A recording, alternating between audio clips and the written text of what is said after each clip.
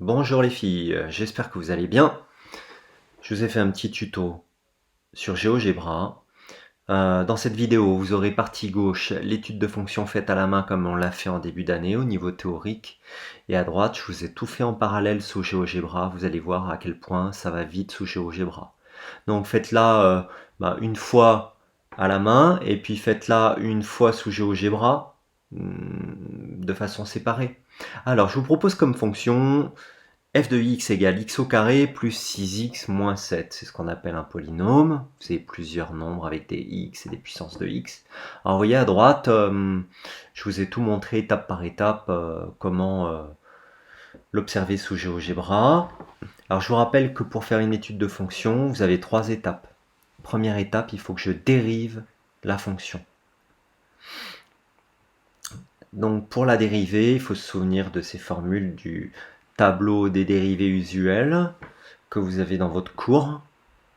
Alors pour dériver notre fonction f de x, f' va donner, eh bien tout d'abord je dérive x au carré, qui me donne d'après mon tableau 2x, plus le 6x, alors le coefficient 6 il reste, je dérive x, ça me fait 1, et moins la dérivée d'un nombre qui est tout seul, ici 7, ça saute, ça fait 0.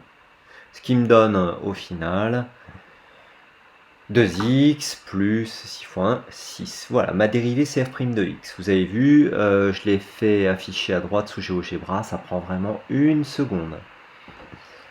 Ensuite, la deuxième étape d'une étude de fonction, il faut résoudre f' de x égale 0. C'est-à-dire, il faut résoudre une équation avec ma dérivée. f' de x égale 0, ça revient à résoudre quoi? Eh bien, regardez, vous l'avez au-dessus, votre dérivée c'est 2x plus 6, donc je résous 2x plus 6 égale 0. J'espère que ça vous rappelle des vieux souvenirs. Ce qui me fait 2x égale, je passe le plus 6 à droite, il devient moins 6. Et je veux déduire le x, alors le 2 était multiplié par x, quand je l'envoie de l'autre côté, il se divise. Moins 6 divisé par 2, ça me fait moins 3. Vous avez vu à droite sous GeoGebra, ça prend encore une seconde. Donc vous pouvez retrouver tous vos résultats théoriques grâce à GeoGebra. Troisième et dernière étape, c'est la plus longue, c'est celle qui permet d'avoir toutes les conclusions sur notre étude de fonction. Je vais d'abord étudier le signe de la dérivée de f, donc le signe de f' de x. Et une fois que j'aurai étudié le signe de f' de x, eh bien, nous avons donné en classe une petite règle qui relie le signe de f' aux variations de la fonction f. Alors vous occupez pas de ce que je fais à droite, je fais pas grand chose, là je suis un petit peu dans les menus, je recadre les fenêtres, etc. Là pour le moment on n'a rien besoin de faire à droite, je vous dirai quand il faut regarder. Donc je vais faire un tableau de signes de la fonction dérivée f' de x. La valeur importante, c'est la valeur moins 3 qu'on a trouvée, pour laquelle f' valait 0. Donc je la place dans le tableau. Là, dans cette ligne-là, je vais donner le signe de f' de x. Alors je vous rappelle que quand on a résolu f' de x égale 0, on a trouvé moins 3. Ce qui veut dire que cette dérivée, sous moins 3, je lui mets un petit 0 parce qu'elle est nulle à cet endroit-là. La règle des signes. À droite du 0, je mets le signe du coefficient du x de ma dérivée. Donc ici, le 2 du coefficient du x est positif. Et à gauche, je mets l'opposé. Je vous renvoie à vos cahiers, on a fait plein de cas comme ça, donc retournez à tout ce qu'on a écrit.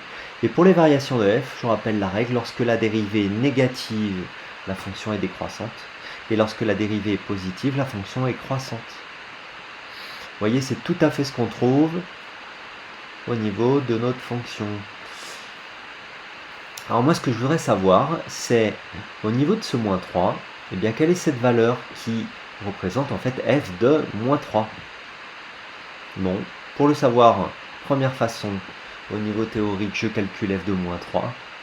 Donc je vais chercher la fonction f et je remplace tous mes x par moins 3. Donc moins 3 au carré plus 6 fois moins 3, moins 7. Allez, je vous écris ça. N'oubliez pas les parenthèses.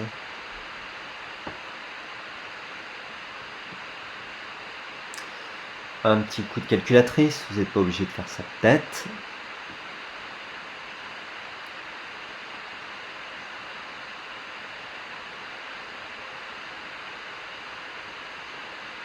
Alors l'écran qui est caché par le deuxième écran. Bon, peu importe, ce qui est important c'est le résultat. Ça nous fait moins 16. Moins 16, vous avez vu, c'est exactement ce qu'on trouve sous GeoGebra. Alors je vais placer un petit point ici, là je vais regarder par là. Et je vais voir à peu près à combien je suis. Bah, vous voyez, il s'inscrit en haut à gauche. Alors j'ai pointé au hasard, hein, je suis à peu près à moins 3 en X. Et ça me trouve moins 16. Donc j'étais plutôt pas mal. Si je veux le voir pour de vrai, je vais chercher l'extrémum. Je pointe sur la courbe, tac, ça va me donner la valeur exacte de l'extrémum. Donc en moins 3 en X, je suis à moins 16 en Y. Voilà les filles, tout ce que vous pouvez savoir faire de façon rapide et efficace.